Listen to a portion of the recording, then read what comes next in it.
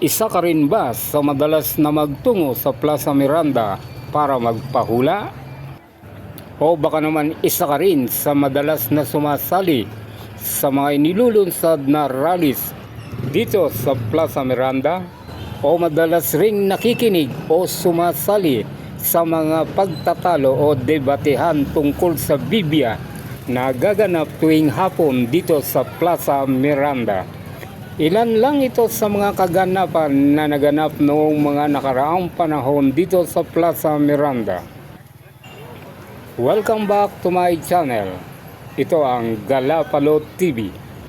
Muli ating balikan ang masiglang kalakalan dito sa Quiapo, sentro ng kalakalan at pananampalataya, ang relihiyong Christian at Islam. At sa tuwing pista ng Quiapo, dagsa ang mga tao o mananampalataya o deboto ng simbahang Quiapo. At itong Plaza Miranda ay isa ng historical place.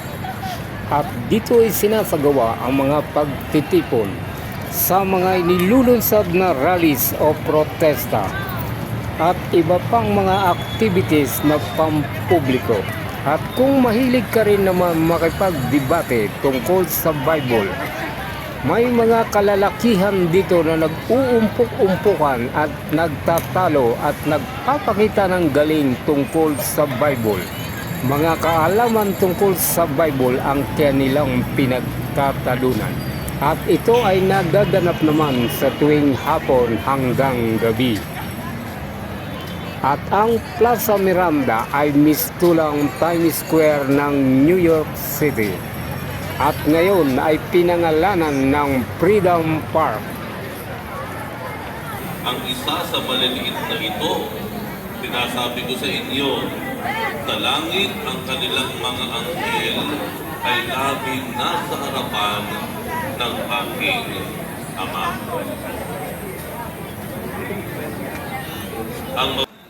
Muli nating pasyalan ang mga istrukturang gawa noon at kapakipakinabang ngayon. Isa na rito ang Quiapo Underpass. Marahil napadaan naman tayong lahat sa lugar na ito.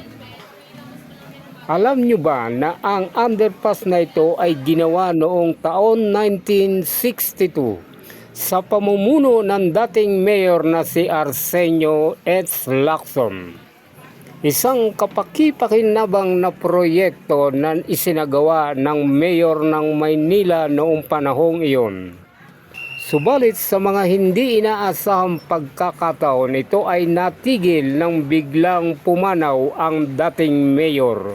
At ang proyektong ito ay pinagpatuloy naman ng pumalit na mayor na si Antonio J. Villegas. Taon 1964 nang ito ay matapos at buksan para sa publiko. Ito ang kauna-unahang underpass dito sa Pilipinas. At take note, nang ito ay buksan ay fully air-conditioned pa. Malamig at maaliwalas ang loob ng underpass. Maayos ang pamamalakad at pag-maintain ng nasabing underpass. Malinis at maaliwalas. Walang mga nagkalat na sagabal o mga vendors ng panahong iyon.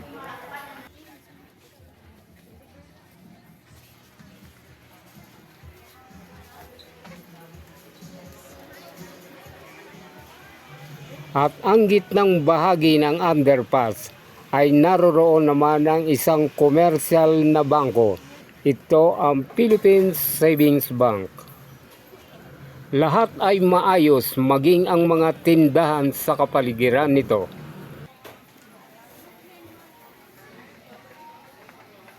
Subalit dumating din ang panahon na ito ay biglang nagbago. Marahil sa dami na rin ng tao na nais kumita o maghanap buhay. Pinasok na rin ito ng mga informal na vendors at mga ilan na natutulog sa nasabing underpass o mga walang bahay o palaboy at dito tumutuloy sa nasabing underpass. Marami rin pagbabago at isineayos ang nasabing underpass ng mga iba't ibang mayor na naupo ng Maynila. At nito ngang mga huling dekada ang nasabing underpass ay napunta sa pribadong pamamahala. Muling isinaayos sa bagong pamumuno. Hindi na rin katulad ng dati na maaliwalas ang loob ng underpass.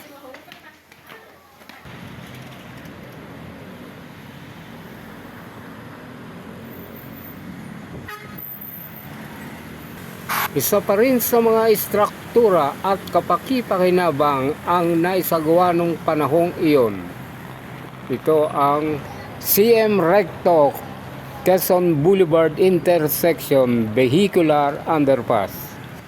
Ito naman ay sinagawa at natapos noong taon 1968 upang maibsan at mapagaang ang trapiko sa lugar na ito dahil ito ay malapit lang sa mga paaralan. Meron din itong pedestrian crossing sa magkabilang panig, silbing tawiran ng mga tao.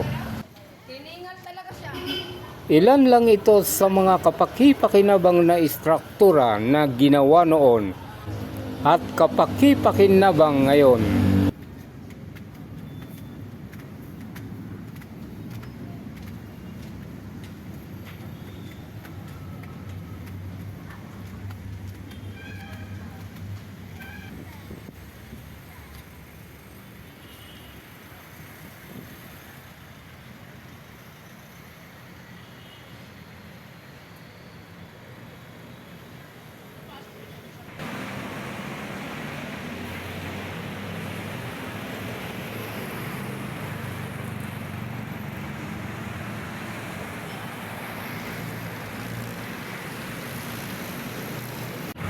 Isa pa sa mga kapaki-pakinabang na istruktura na gawa noon ay itong Quezon Bridge na nagduduktong sa distrito ng Ermita at distrito ng Quiapo.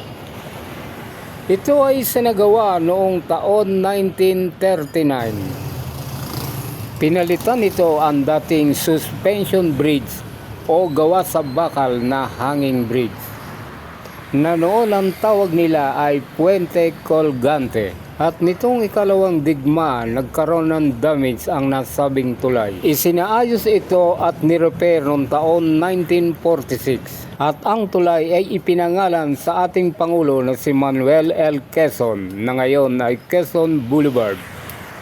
Take note, ito ay ayon lang sa aking pagsasaliksik at hindi pa ako ipinanganak ng mga taong iyon.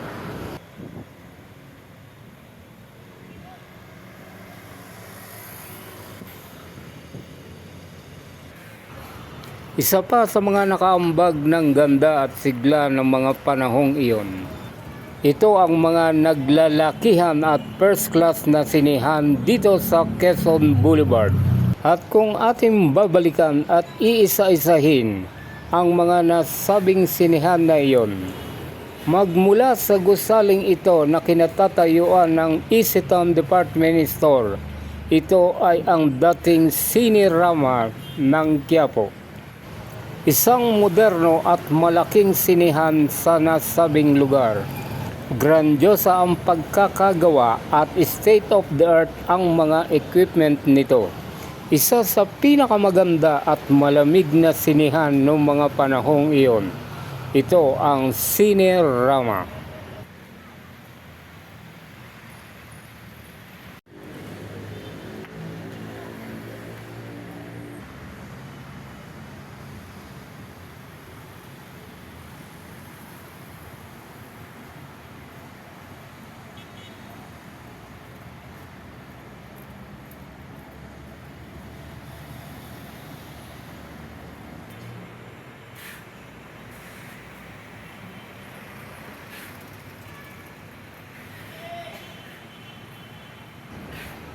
Ito ang dating kinalalagyan ng Cinerama na binago at isa na ngayong Isitan Department Store.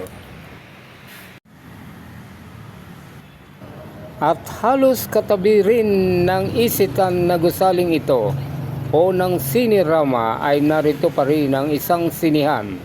Ito ang Center Theater. Isang first class rin na sinihan na mga Tagalog na pelikula ang ipinalalabas dito.